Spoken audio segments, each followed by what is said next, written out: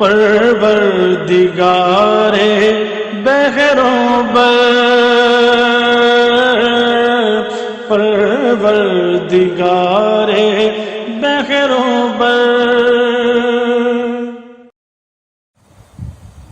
نحمده ونصلي على رسوله الكريم اما بعد، فقد قال رسول الله صلى الله عليه وآله وسلم: ان هذا القرآن انزل على 7 احرف فاقرؤوا ما تيسر منه۔ صدق رسولنا الکریم۔ ناظرین گرامی، حدیث کی ساری کتابوں میں ایک متواتر حدیث ہے۔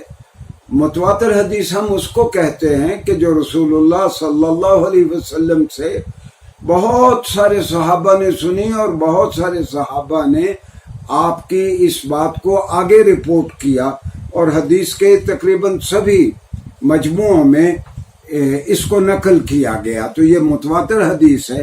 رسول اللہ صلی اللہ علیہ وسلم نے فرمایا کہ یہ قرآن 7 لہجوں میں اتارا گیا ہے، تم کو جو لہجہ بھی میسر آئے تم اس میں قرآن کریم کو پڑھ لیا کرو۔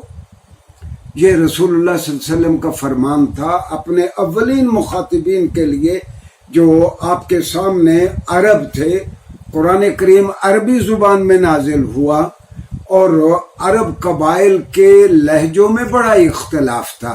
ناظرین گرامی، یہ قانون فطرت ہے کہ جب لوگوں کا جغرافیہ بدلتا ہے، معاشرتی حالات بدلتے ہیں، تو بہت سارے لفظوں کا تلفظ بدل جاتا ہے۔ وقت گزرنے کے ساتھ یا علاقہ بدلنے کے ساتھ زبان کی ادائیگی کے انداز مختلف ہو جاتے ہیں۔ تو یہی معاملہ عربی زبان کے ساتھ تھا، اور واضح رہے کہ جب کوئی لفظ دوسرے انداز میں بولا جاتا ہے، ایک قبیلہ ایک لفظ کو یا ایک علاقے میں ایک لفظ کو اور طرح ادا کیا جاتا ہے، دوسرے علاقے میں اسی لفظ کو کسی اور طرح ادا کیا جاتا ہے، اس سے معنی میں اختلاف نہیں آتا۔ رسول اللہ صلی اللہ علیہ وسلم کے مخاطب کون تھے؟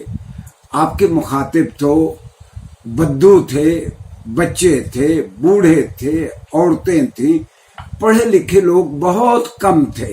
تو رسول اللہ صلی اللہ علیہ وآلہ وسلم نے سارے لوگوں کو اجازت دے رکھی تھی کہ قرآن پڑھتے ہوئے اپنے قبیلے کے لہجے میں لفظوں کو ادا کر دیا کریں۔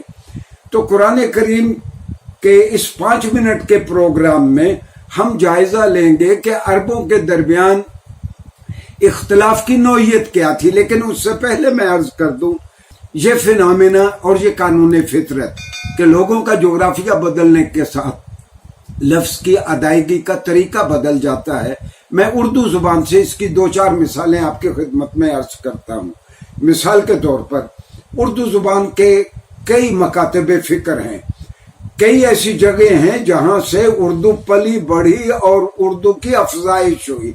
لکھنؤ ہے، دہلی ہے، حیدرآباد دکن ہے، لاہور ہے۔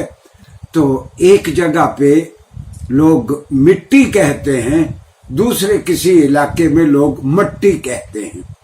ہمارے یہاں لاہور میں لوگ اردو بولنے والے تشنگی کہتے ہیں۔ اگر کسی کو پانی کی طلب ہے، جسے انگریزی میں سیٹیشن کہتے ہیں، وہ پانی چاہتا ہے اور وہ پانی کی ضرورت محسوس کرتا ہے، وہ تشنگی محسوس کرتا ہے۔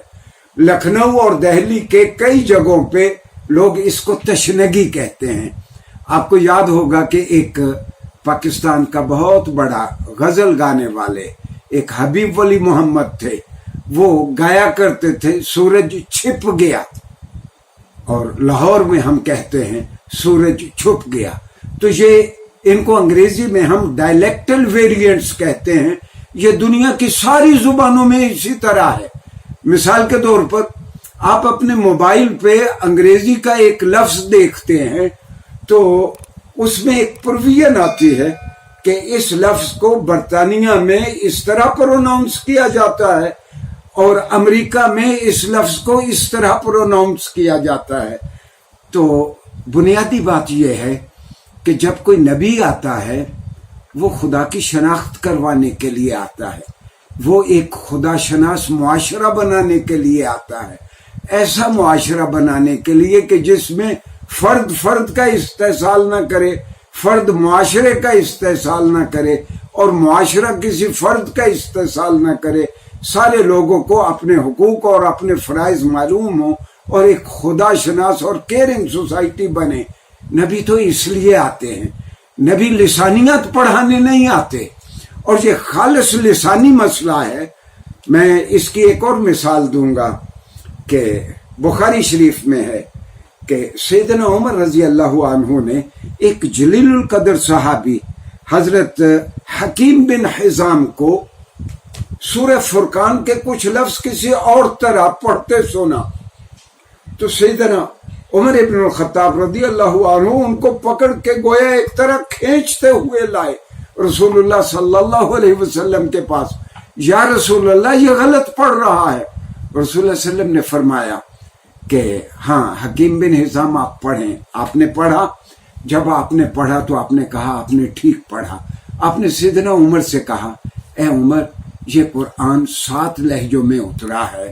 حقیقت یہ تھی کہ حکیم بن حزام قریشی نہیں تھے اور سیدنا عمر رضی اللہ عنہ قریشی تھے۔ ایک اور آخری مثال اس سلسلے میں عرض کر دوں۔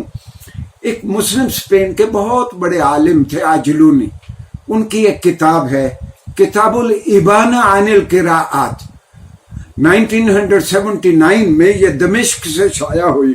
انہوں نے ایک بڑی خوبصورت بات لکھی ہے کہ رسول اللہ صلی اللہ علیہ وسلم کے پاس بنو سلیم کا ایک وفد آیا، اور آپ صلی اللہ علیہ وسلم کے پاس سیدنا ابو بکر بھی تشریف فرما ہے اور بھی کچھ صحابہ ہیں۔ تو بنو سلیم چونکہ قریشی نہیں تھے، ان کا لہجہ قریش کے لہجے سے بہت ہی مختلف تھا، حالانکہ بنو سلیم بھی بہت جلیل القدر عربی قبیلہ تھا۔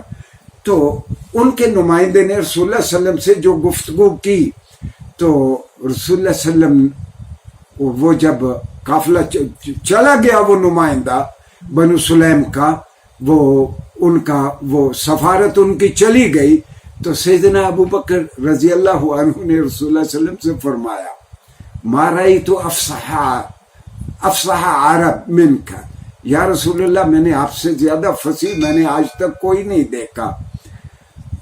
ما قالوا لك وما قلت لهم لم نفهم شيء، جو آپ نے ان سے کہا، اس کے وفد کے لیڈر سے گفتگو کرتے ہوئے کہا، جو اس نے آپ سے کہا، ہمیں تو کچھ سمجھ نہیں آیا۔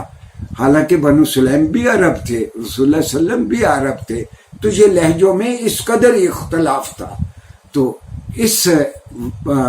اس کے جواب میں رسول اللہ صلی اللہ علیہ وسلم نے فرمایا، حدیث کی ساری کتابوں میں آپ کا یہ فرمان ہے کہ ادبنی ربی فاحسن تأدیبی، یہ سارے علوم مجھے اللہ نے سکھائے ہیں اور خوب سکھائے ہیں۔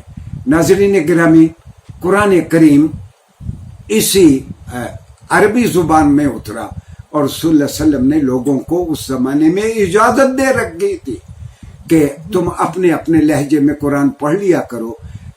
اسی موضوع سے متعلق آئندہ لیکچرز میں ہم جائزہ لیں گے کہ اس اختلاف کی نوعیت کیا تھی۔ شکریہ جی۔ پروردگار بحر و بر